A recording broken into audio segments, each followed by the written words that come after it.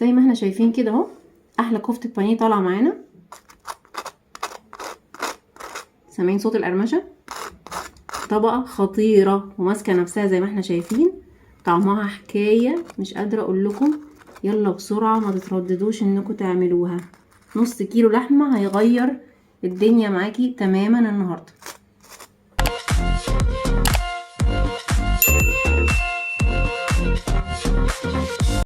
جبنا اهو نص كيلو لحمة اللي عندنا متصفي كويس وزي الفل اهو، لحمة بلدي. طبعا لو عايزة تعملي بلحمة مستوردة او مجمدة براحتك، تمام. مش بجيبها حمرا خالص، بتكون فيها نسبة دهون شوية بس مش كتير برضو، تمام. انا عايزه اقول لكم بس ان انا معرفش لون اللحمه عندكم بيبقى طالع عامل ازاي، بس هي حمرا وطازه، لاني اخر فيديو لما بصيت عليه بعد ما صورت لقيت اللون اغمق من طبيعي. فكنت عايزه بس اقول لكم ان الاضاءه عامله شغل للاسف مش احسن حاجه يعني. المهم عندنا دلوقتي اهو نص كيلو اللحمه، بصلتين هقشرهم واقطعهم، هنشوف ازاي بس هنعمهم قوي، وقرن فلفل واحد اخضر مجرد بس ان يدي شويه لون ونكهه بسيطه. ممكن تزودي لو عايزه تحطي بقدونس او عودين كزبره او اي حاجه براحتك. هرجع تاني للبصل، هاخده اقشره واقطعه وافرمه كويس عشان ينعم. انا كده قطعت البصلتين بتوعي قشرتهم، هبدا اقطعهم عشان افرمهم. بحاول اقطعهم حتت صغيره عشان ما يتعبونيش في الفرم قوي.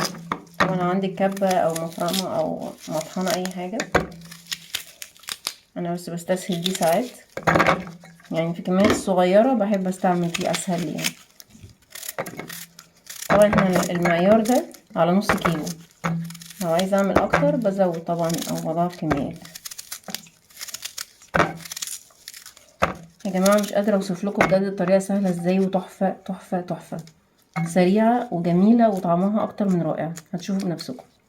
مش عايزين ننسى اللايك والسبسكرايب وتفعيل الجرس.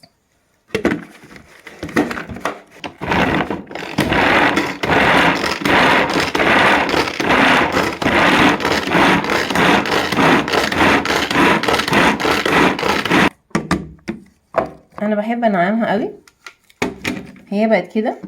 قبل ما اوصل لمرحله النعومه اللي بزياده هقطع الفلفلايه كده عشان تاخد فرمه معاه، لان الفلفل ما بياخدش اصلا وقت او مجهود في الفرن، عشان تبقى كل حاجه ناعمه في اللحمه. هديها فرمه تاني كده سريعه.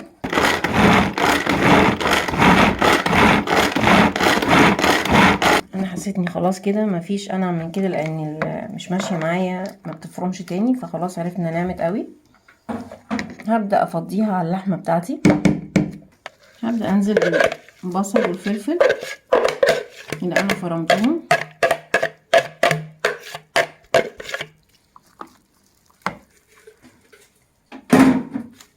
التوابل بقى بتاعتنا الجميله الخطيره، هنحط ملح وفلفل اسود وتوم بودره وبصل بودره وبهارات. المعيار حسب ما انت عايزه الاكل حي ولا لا، يعني انا مثلا على نص كيلو بحط معلقه ملح صغيره بس مليانه،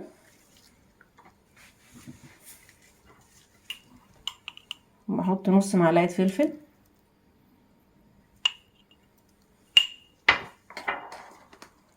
نص معلقه بهارات لحمه،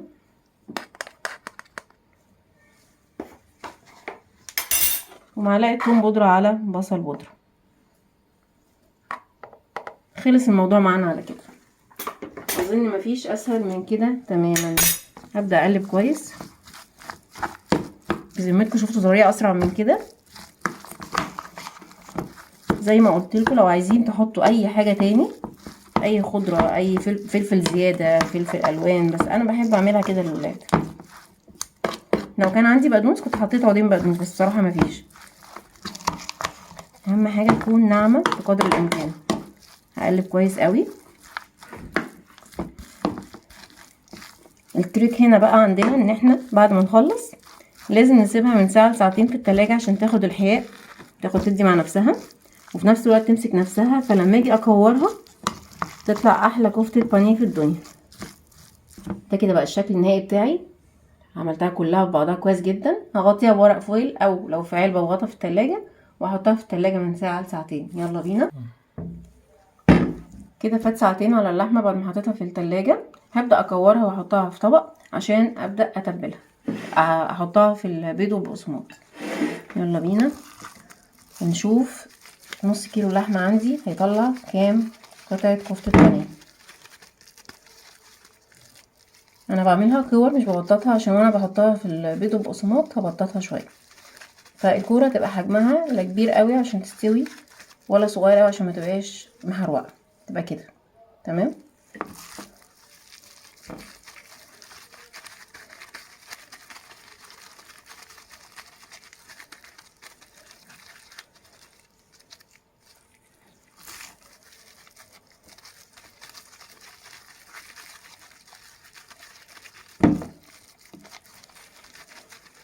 خلي بالكم اللي متابع معايا الفيديوهات بتاعت القناة هيلاقي ان احنا بنعمل باللحمة المفرومة كذا حاجة بأطعمة مختلفة وكلها طرق سهلة وجميلة. نص كيلو لحمة عندك وكيس مكرونة يعمل لك وجبة غدا غذائية وجميلة وهتعجب الولاد جدا، وكمان مش هتعتبر مكلفة في ظل الاسعار اللي احنا شايفينها الفترة دي. ده كده بقى الشكل النهائي بعد ما كورناها. زي ما انتم شايفين نص كيلو عمل لي 14 قطعة. هنبدأ دلوقتي نتبلها ونحطها في البيض والبقسماط بتاعي. يلا بينا نشوف الخلطة بتاعتي. الخلطة بتاعتي عبارة عن دقيق لوحده، بيض وعليه سنة ملح وفلفل. طبعا لو عندك لبن ممكن تحط شوية لبن، ساعات بعمل كده عشان تبقى طرية للولاد ومغذية. وطبق تاني فيه بقسماط مطحون ناعم وعليه شوية دقيق برضو. هاخد اول واحدة اهي عندي كده تمام، هبططها شوية مش قوي عشان برضو هبططها لما اجي عند اخر مرحلة بتاعة البقسماط، واحطها في الدقيق. طبعا كلنا عارفين ان احنا بنعمل الكلام ده عشان يدي طبقة شوية. لو حابة تحطي على البقسماط فيجيتار زي ما تحبي كده. بعد كده في البيض صفيها كويس وادخل على البيض بالبقسماط.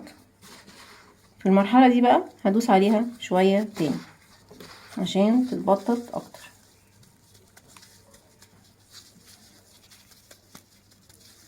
شايفين هي الكرة تبان صغيرة بس لما بتتفرد بتدي قطعة كبيرة، ولازم اطمن ان هي اتقفلت كويس من الجناب عشان ما تفتحش معايا بتتقلي. غطيها كويس قوي بالبقسماط عشان تدي الطبقة كويسة. بقى ده الشكل النهائي بتاعي. واحدة تاني هبططها سنة دقيق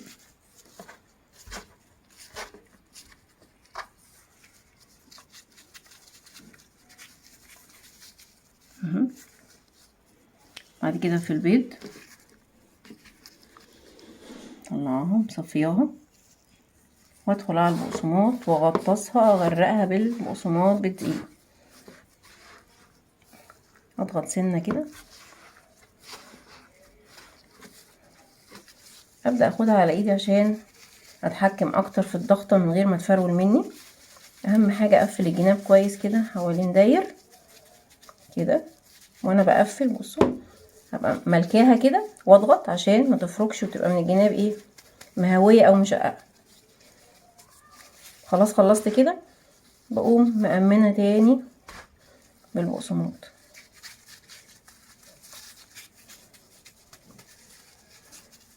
شايفين المنظر زي الفل. وده بقى الشكل النهائي بتاع الاحلى كفتة بانيه في الدنيا. يلا دلوقتي هنولع على الزيت ونخليه يتقدح كويس قوي، ولازم الزيت يكون كتير عشان ننزل بيها ونحمرها. وبألف هنا وشفا ليكم. يلا بسرعة نشوف. وقبل ما نروح بفكركم باللايك والسبسكرايب وتفعيل الجرس. يلا بينا وبسرعة. انا كده ولعت على الزيت واتقدح اهو. هبدأ انزل بالراحة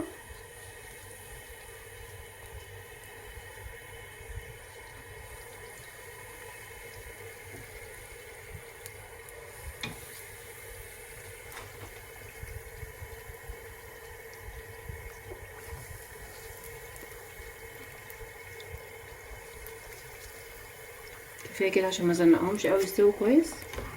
هسيبهم كده ومش هاجي عندهم عشان ما يطيروش مني. ولما يبداوا يمسكوا نفسهم وياخدوا لون ذهبي بسيط هبدا اقلبهم من الناحيه التانية زي ما احنا شايفين لونها اهو. هقلبها الناحيه التانية وكده كده الزيت غزير هنغطي برضه بس نفسها وتحفه وريحه تجنن.